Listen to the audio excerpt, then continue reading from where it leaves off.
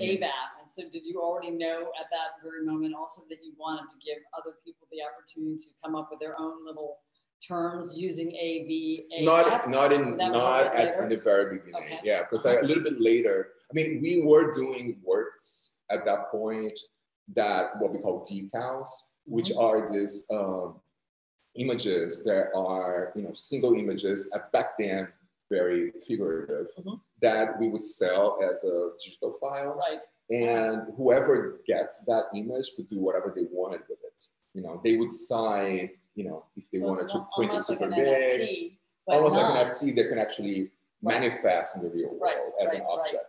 So my idea was actually the collector or whoever buys that would actually be signing the manifestation of that piece and then becoming AVF, becoming AVF collaborator. So that's happened a few times. So that was sort of like this idea that other people could actually, interfere. But the actual change in the AVF, sentences came a bit later. We had this idea of like having different pseudonyms for different shows we had, and we expressed that will to our galleries, which hated that idea. Of course they hated it. It's oh my God, nobody's going to understand. People don't don't understand what you guys are, who you are. Because at the very beginning, we were more radical. We didn't ever show our faces. We'd be like wearing masks. We always asked people to not, publish our given names. That was a very difficult challenge, actually, because people would always, give out our names. But then, I mean, the failure was also part of this process. Also said a lot about the art world too. So then the galleries hated that idea, and then we came up with this other idea, which was, why don't we just have different sentences with the AVF initials to name either our shows or works, and also as signatures for our emails, right?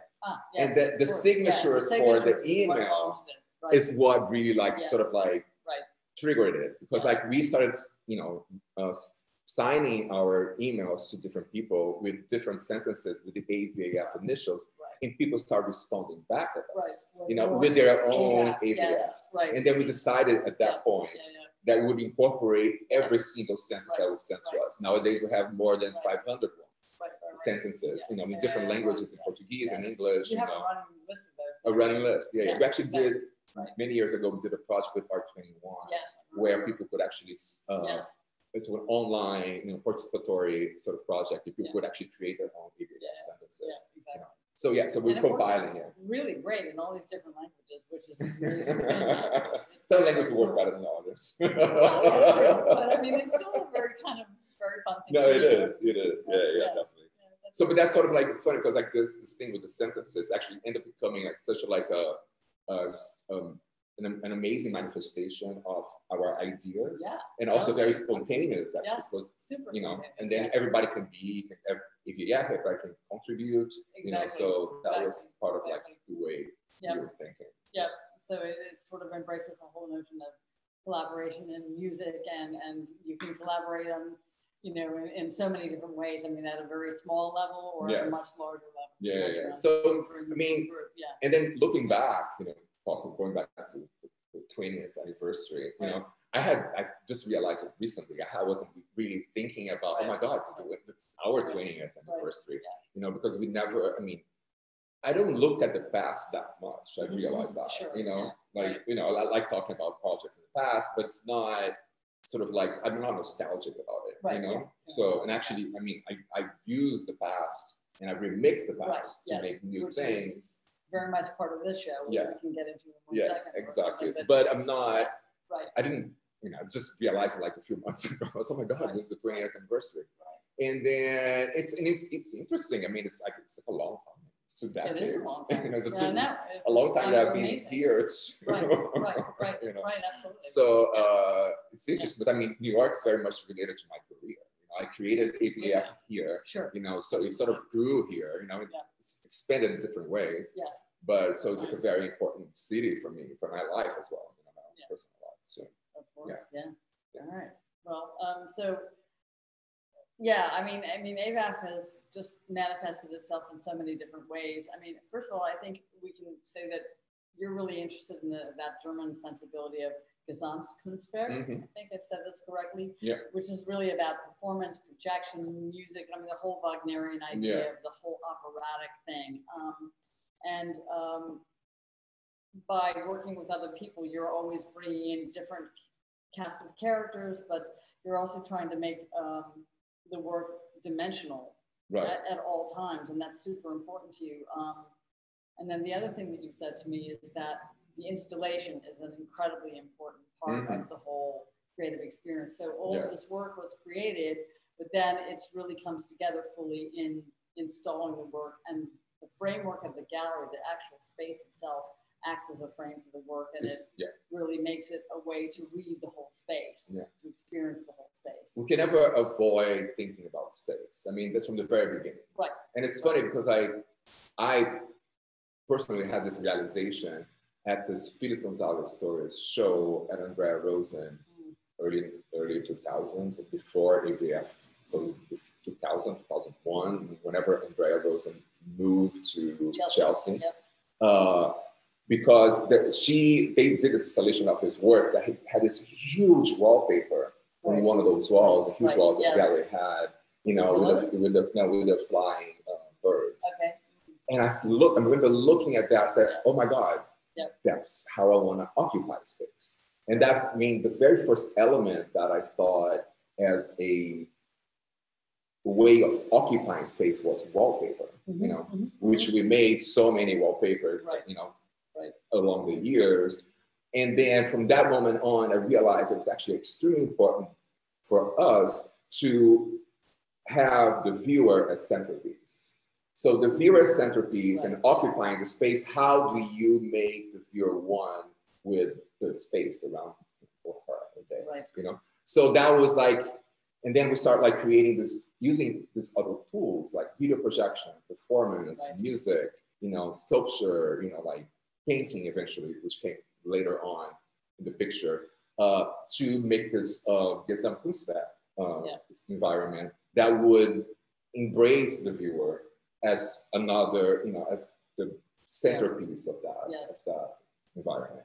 Because for us, it was like whenever we create a space, and whenever we think about space, the most important element is the viewer. What's the viewer experience in the space, you know? And that's why we were so connected with making installations, because we wanted the viewer to be one installation, you know?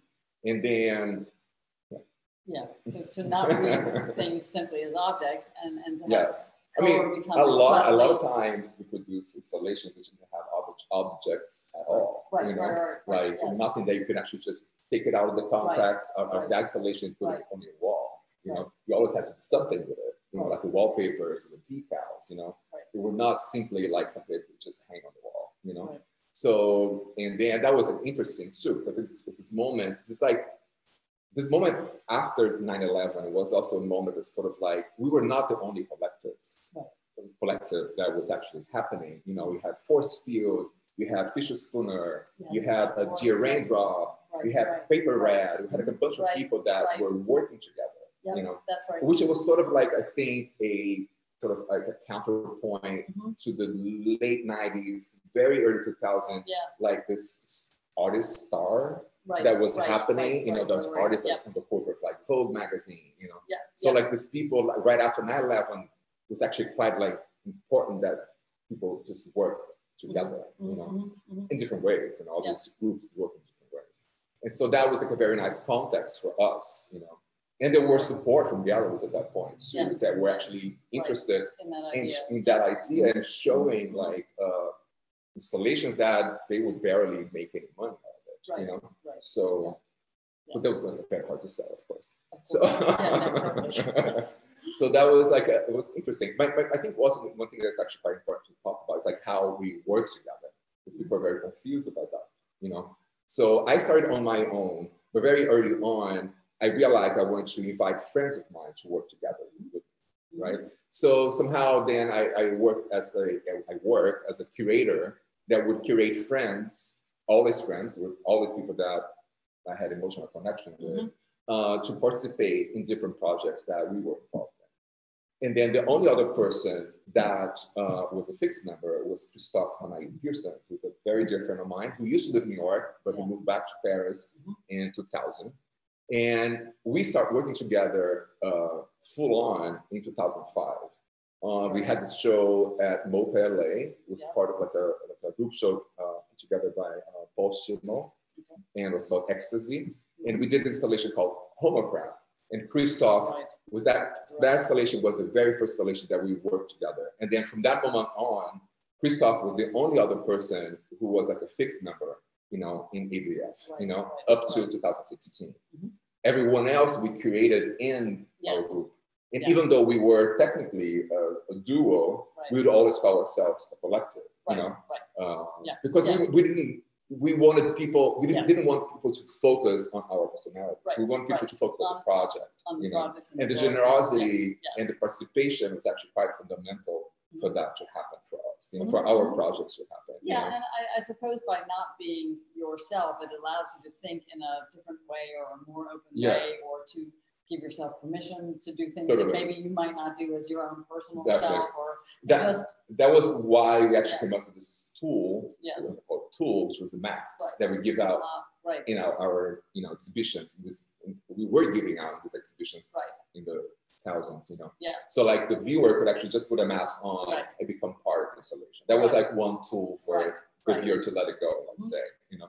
I mean, if I might. So this show that we have here at Thibaut de Nage is also related to the masks, if I'm not mistaken. Is that right? Because a lot of the imagery that's in here relates back to some of all of it, back to some of the earlier mask work that you did, and then to a much larger work that you did. I'm actually going to share I'm going to tell a little bit of story so we can actually jump in this. Liz, sharing the screen, everybody, soon. Stay tuned. Okay. So I'm going to share the screen now.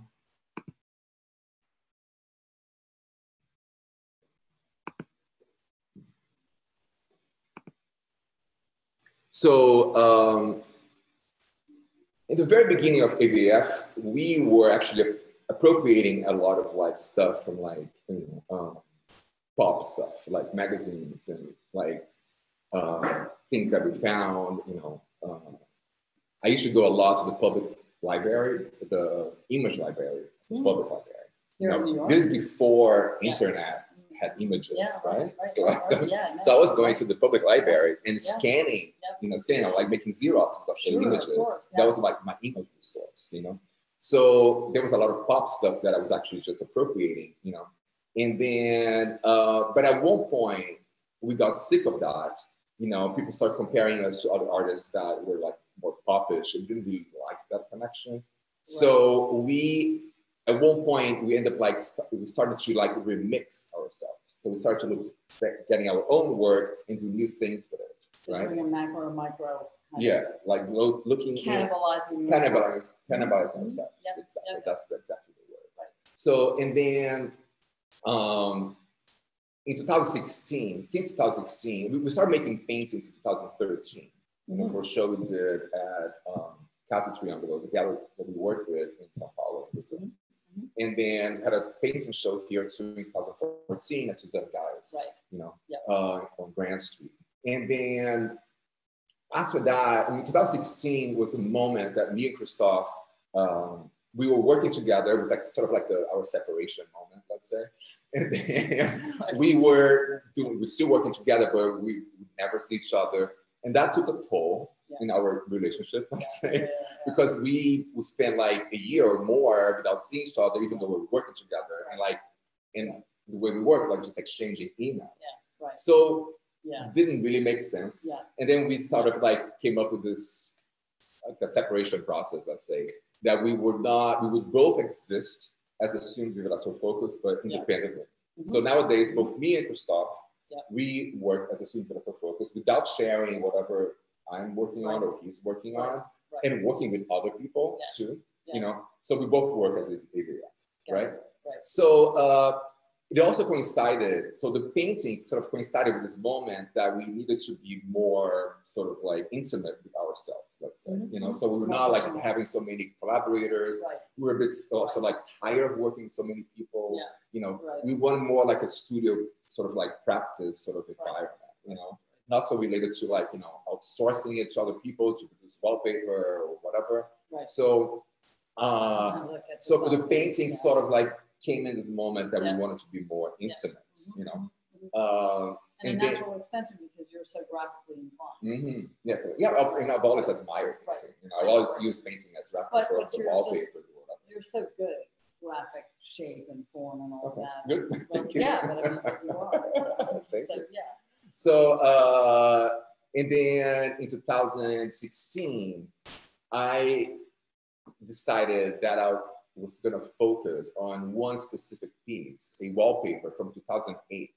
That I'm going to tell you a little bit of the story of this wallpaper, because this wallpaper also comes out of remixing our own imagery, right? So, and the wallpaper is actually this one.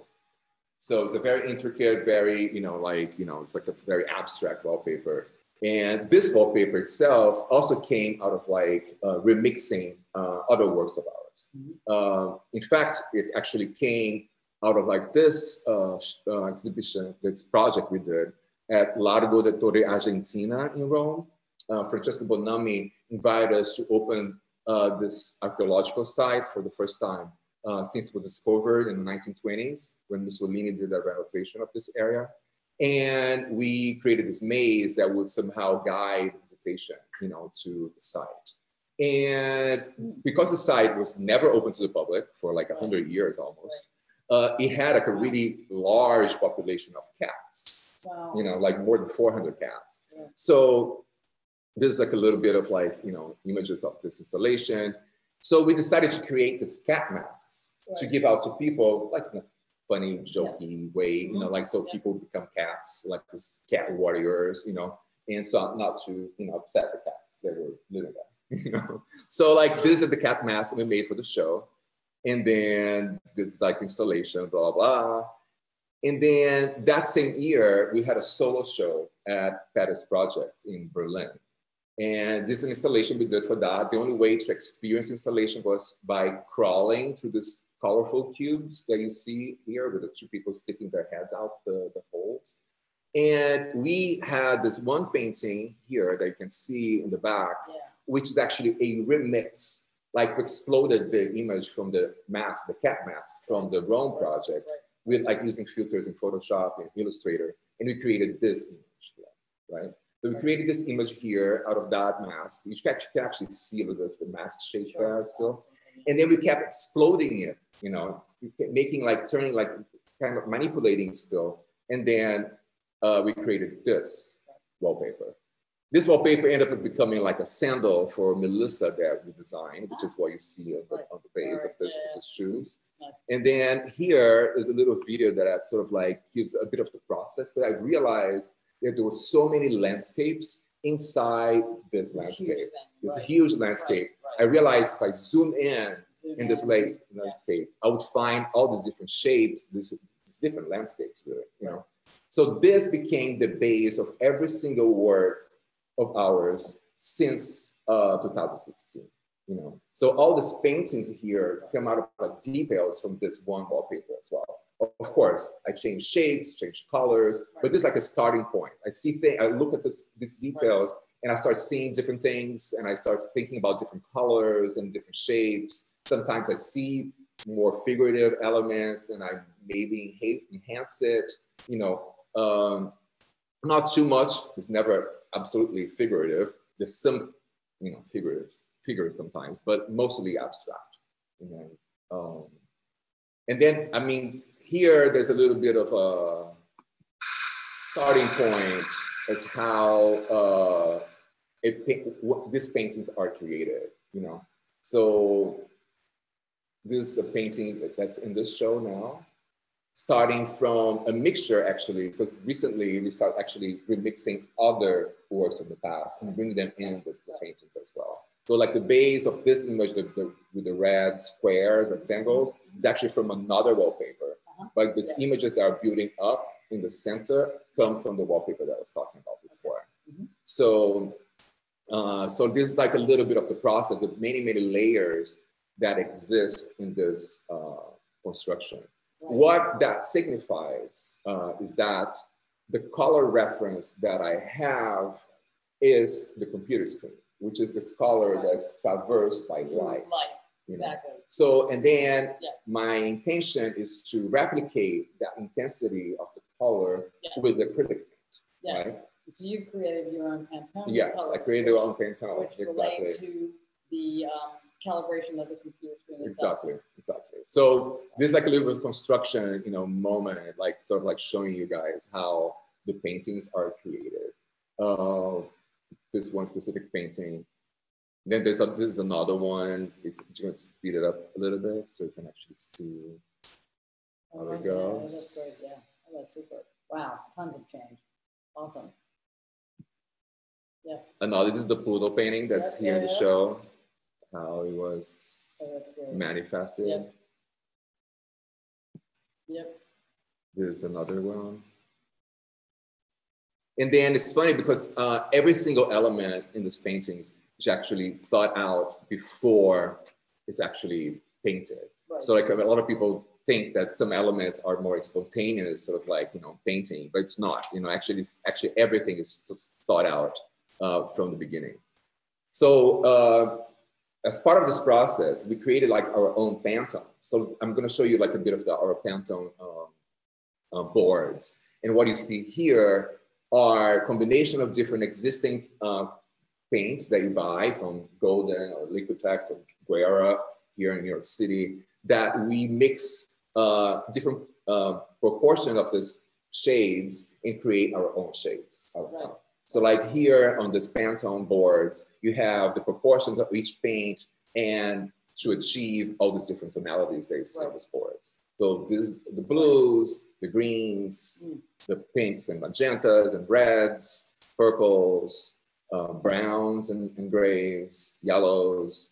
So this is a photo of our studio where you have all the painting, containers with all the numbers. Those numbers correspond to the numbers in our Pantone.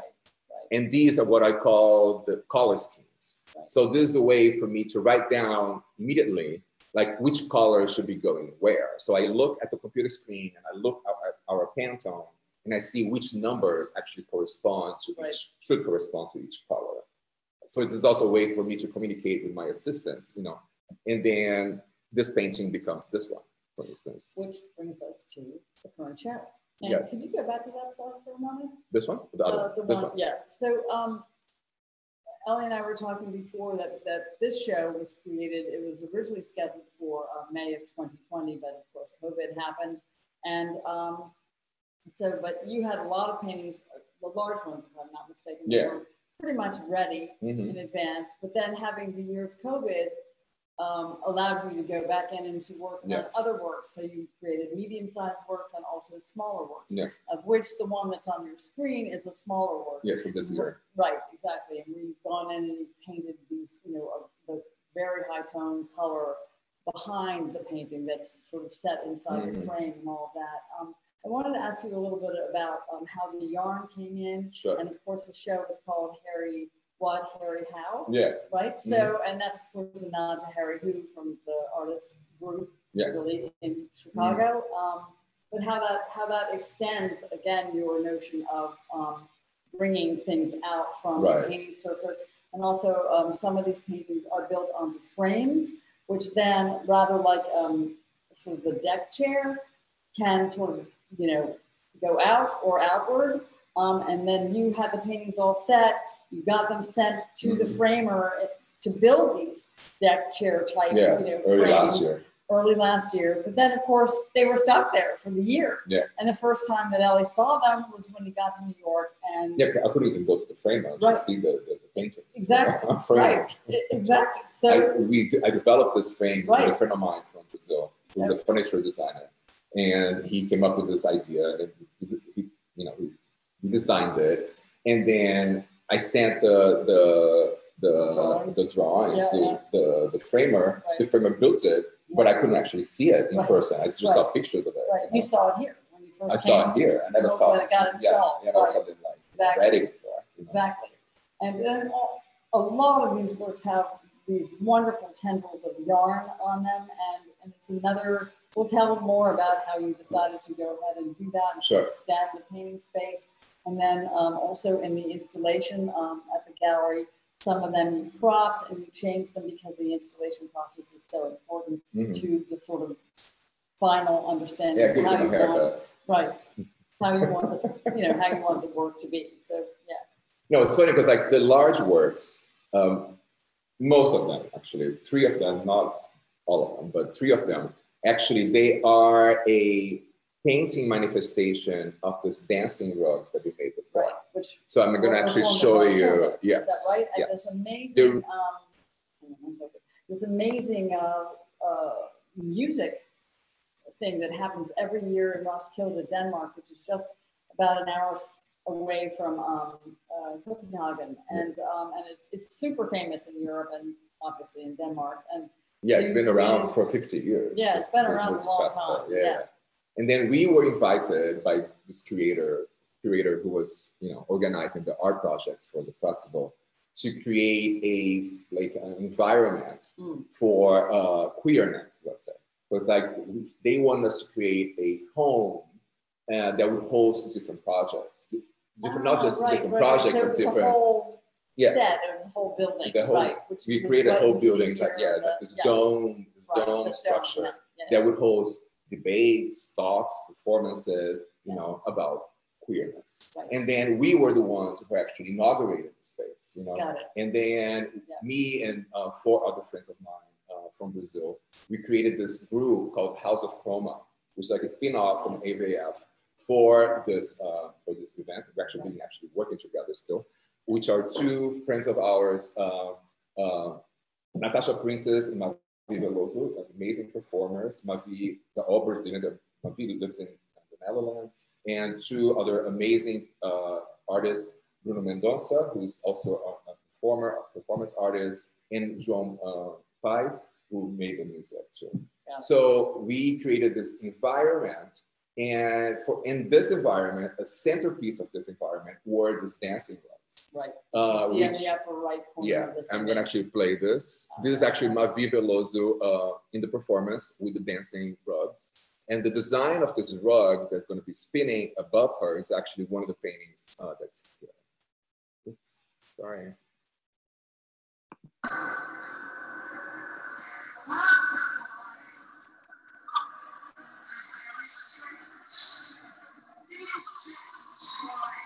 Did you have something to do with the choice of the costume? No. Each one of us had their own. Yes. So, and then this was like an hour performance. We had a bunch of different moments happening, in which all the different performers were interacting with each other, but sometimes doing solo presentations.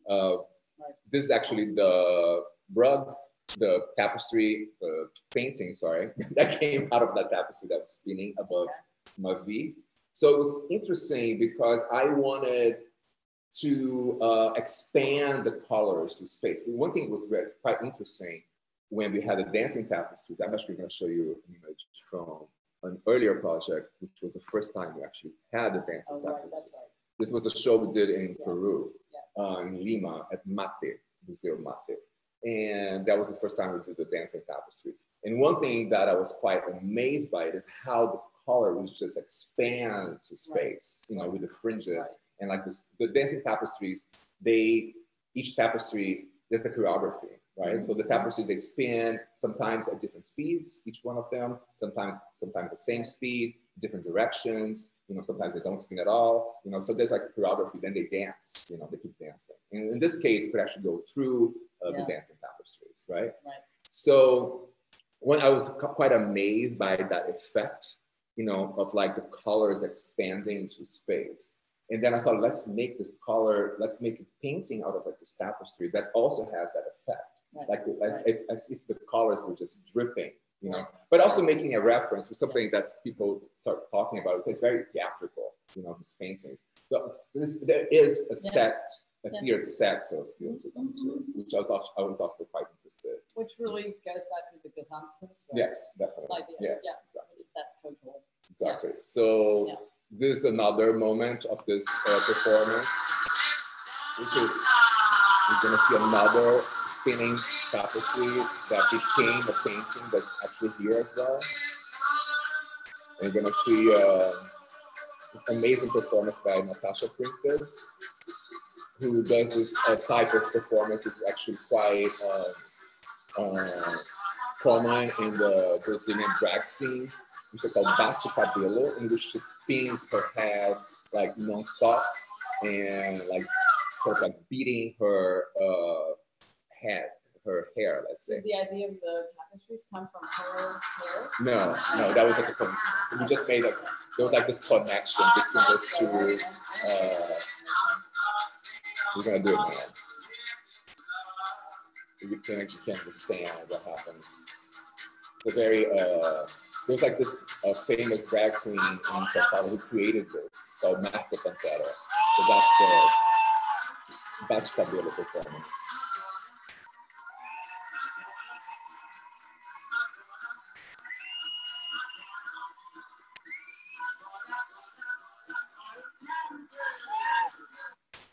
It was interesting. I mean, it was actually quite amazing to show this in a setting that's not an art gallery. So and it's like amazing that. How many weeks was left to the like a week, I think. Yeah. And I think I love this, like, you know, doing this thing in white people's problems and stuff like white people. Or Danish people. Right, in 2017. Yeah. Exactly. No, this is 2019. Oh, 19. Oh, okay. Oh, well, yep. Oh, wow. This, yeah, I mean, this is like some of the paintings that we were making in 2016, which was the starting point of using that wallpaper as a source for the painting process. Yeah. So the new paintings that you have, like going back to that smaller one that we showed with the frame with sort of like very electric green, exactly, color around it. I mean, these they have quite a process because you paint on top of cardboard and then you peel the layers back, you expose the cardboard. They're very, very sculptural. Yeah, the cardboard came out of the tapestries, in fact, because we started making the tapestries in 2017, and I went to a show at MoMA, and it was, I can't remember what show it was, but it was a Bauhaus kind of show. Yeah. And it had this really small painting by an artist that I forget the name, which was on cardboard, on corrugated cardboard. So it wasn't. And I thought, oh my God, this looks amazing. And that's immediately I made a connection with tapestry, you know. And I thought, okay, maybe I can actually dig in the surface of it. Because it's like corrugated cardboard pieces that have like a flat surface. Right? The corrugated is actually the structure. The structure underneath. And then I thought maybe we can reveal sections of this corrugated structure, and so it has like this tactile sort of experience, three-dimensional aspect to it. You know? Which initially, I'm going to show you a previous show that we had this paintings. Initially, they were more random. These are images from paintings we did in 2018 for a solo show at Triangulo, the gallery that we worked with in Sao Paulo. So you can see like all the shapes come out of that wallpaper, but here the peeling was random, you know. So it was like more random, not necessarily focused on certain shapes, you know. So we started doing that for here. Actually about the process, because the thing is, so the very first thing that we did for the show were the hairy paintings, right? Yeah, exactly. The hairy paintings by early last year, they were ready. Yeah, they were ready in March. They were ready in March. The show was supposed to happen in May. That's right? Exactly. I had started to work on the medium-sized works that are here in the show, right? But they didn't have hair yet, right? So, but then the pandemic started, and I didn't go to the studio for like 5 months, you know, because I could not go. You know, my studio is like in an office building, you know, with elevators. My father-in-law was at the hospital. You know, I had to see him every week. I could not expose him to anything. So I did not go to the studio for 5 months. So like all these works were locked in my studio for 5 months, right? So the large works and the medium-sized works. So I just go back, this is like March, when I stopped going to the studio. And I only go back to the studio in August last year. And then, and it was like a really, for me, it was like a really important moment because I realized how important the vibrancy of those colors were.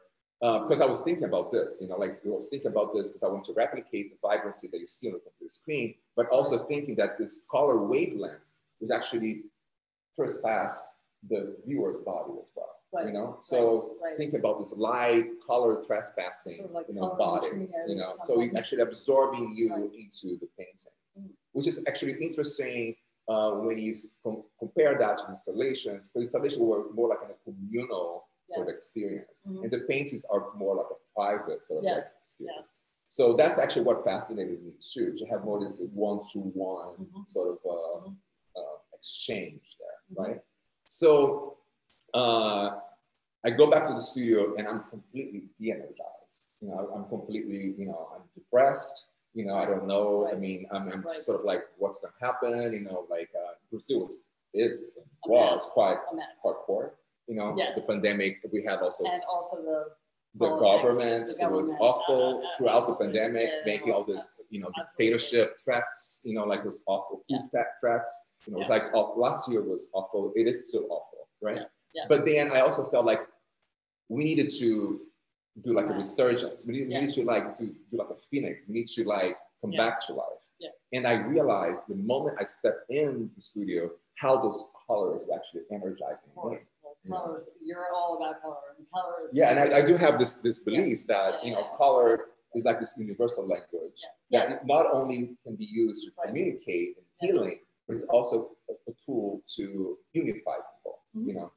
And I started thinking a lot about this, but like we are so polarized right now, everywhere in the world. And it's language that everyone understands, and you don't have to speak the language. It's like music and sound. It's a language that all of us universally understand. Actually, we should talk about that, but the music, you know, which is very important.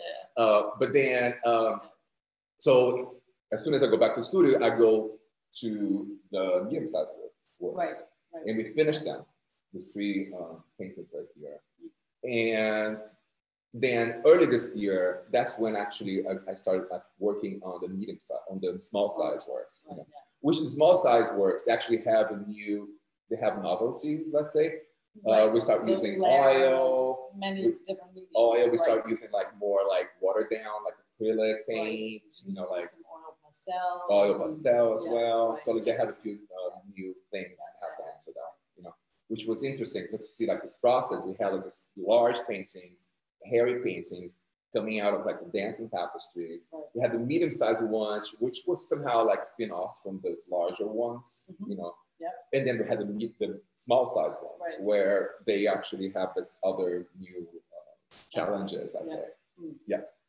But I want to say, talk about music, because it is like a very important aspect of the work. It is, because I mean, there's this moment where you can't help but think about Kandinsky, I think. Kandinsky's early works, I mean, there's something symbolic about them.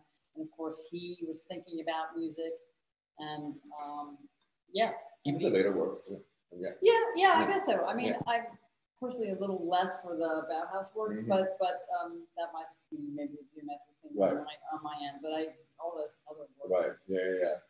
You know, they're so beautiful. And just well, I mean, there is this connection. I mean, we've always wanted our goal was always to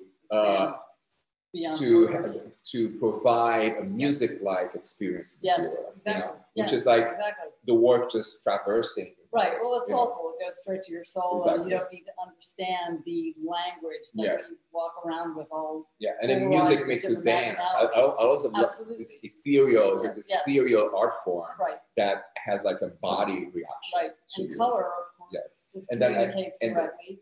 And like the sun, you know, when the sun comes out, everyone goes out, right? Exactly. It's the same thing. So you have this color and you have this vibrancy. And everyone responds to it. I mean, everybody responds. I mean, this is funny because like there's like this one work by Laurie Anderson, which is a very iconic work for me that made me realize that. Is it called Telephone? I forget. Oh, the one where she's like, and she's leaving a message. No, not that one. It was a show. I think it was a show outside. It's Exit Art. I remember. Oh, it's that's like, right. It's like a table and a chair. Yes.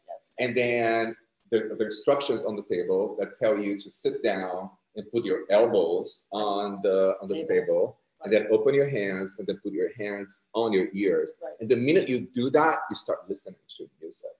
Because there's music on the floor, spinning, coming through the table, through your bones, and onto your ears. So I thought, oh my God, it's this. Like music, it's just like music goes through your body. You know, like you expand. It's like you. So that was like, oh my God, and then that's what we want to do with our installations, and that's what we want to do with our colors. You know, we want the color to go inside your body. You know, so well, it does. Hopefully, it does. It goes to your, I mean, color like sound goes to your spirit. Yeah, exactly. It goes straight to your spirit. Exactly. So those are very important elements of this show for me. And I think we're heading more and more into this direction soon. Do we have a time check here? You know what time it is?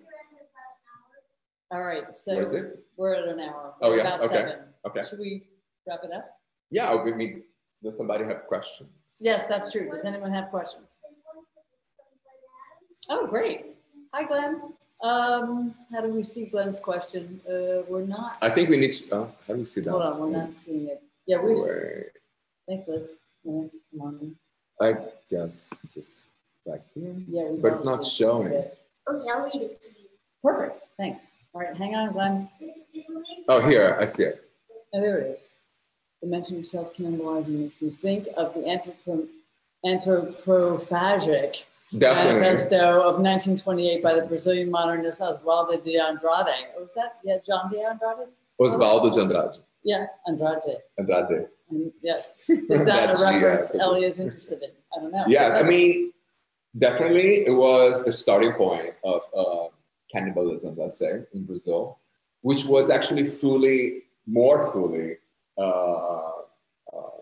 manifested in the 60s with Ego Sica and Mutantes, this band from late 60s and early 70s, which really took that to another level. You know, I mean, actual? No, not actual, but like more, you know, like mixing different, the whole idea of anthropophagia in Brazil, because we're so, you know, obsessed about the foreigner. There's like so much, you know, like there's so. Can you explain anthropophagia a little bit? The idea is actually to absorb the foreigner and remix it with your own. Got it. And then and do something else. Yeah, well, that's what art does. Yeah, exactly. I mean, anyone who makes anything, that's art, research, anything. You're always expanding upon something that someone else has done. You take it in, and you regroup, and you rethink about it, right? And you put it out there. So Caetano Veloso, you know, Mutantes, Ego Sica, they were very, they were the ones, in my opinion, who actually really made that cannibalism happen in their art forms. You know? And were you thinking about that when you decided to go back into your own work and do that, or you just sort of? It was a reference from the beginning, even before I started doing it, because of appropriation. You know, that we were doing from the very beginning. You know, appropriating other images, you know, from other people. You know, like this and that. That was complete. It was a reference from the very beginning. And nowadays we cannibalize ourselves. So that's Sue is a reference. Yeah. But there's a question from Natalie too. What's next? What is keeping you busy and astro-focused? We just opened like a public art project in Miami at a public hospital called Jackson North. Okay. It's a project that we did it through Miami-Dade. Okay. And it started in 2018, if I'm not mistaken, and we just finished it like right Okay. So we redid the emergency entrance of the hospital. Wow. And also we installed 3 large painted metal murals on the 3 towers that the hospital has. So we are really into public projects. I'm applying for 2, I'm finalist for 2 public projects, one in LA and one in San Francisco. And we are trying to make our roller skate rink project, which is a project we did in 2004 in Central Park through the Public Art Fund. So that started to manifest in different places since 2014. When that project hit 10 years, people discovered it somehow. And so it has happened in Buenos Aires, it happened in San Francisco, it happened like in Hamburg. And then we're trying to take it to New Orleans next year. So then hopefully that's going to happen. So yeah, there's always a bunch of stuff happening. I'm actually creating a show too. There's like this show that is my first official curatorship project for MAM, which is the Museum of Modern Art in São Paulo. Oh, nice. And I'm very interested on the work of these 2 queer tapestry artists from the past. They both passed. Roberto Nicola and Jacques Boucher, who produced amazing 3-dimensional tapestries in the early 70s throughout the 80s. And they used to work together, they had a fight, and then they never worked together again. And then I'm bringing them back together for like a show of focus on their 2-dimensional tapestries. Yeah. Very cool. Any other questions, or? I can show you some more images. Zoom.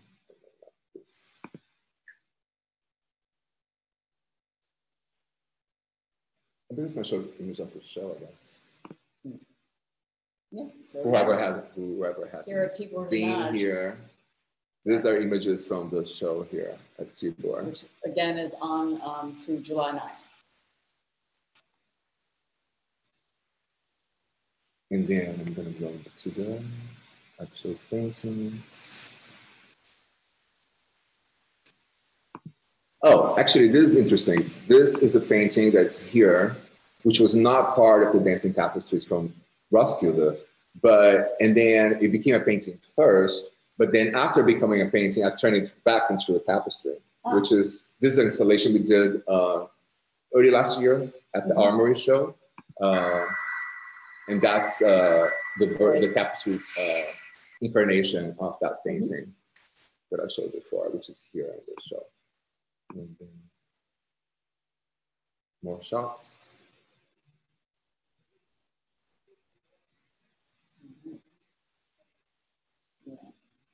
So you see like the corrugated surface coming through certain areas. Yeah, it's great. This has acetate on the top. Yeah, on this top right corner. Exactly.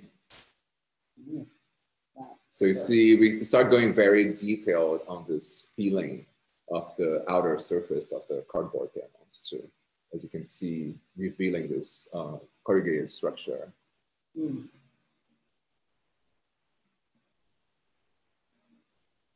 A lot of people ask me if they're collages. It's not collages. Right, Exactly. Right. I think somebody else has it.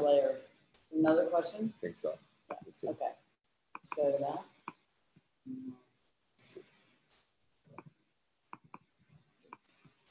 Having a hard time accessing the. And we're trying to get to the question. What is it, Liz? Can you tell us? Somehow I can't see it. It's more of a comment. Okay. Okay. All right, good.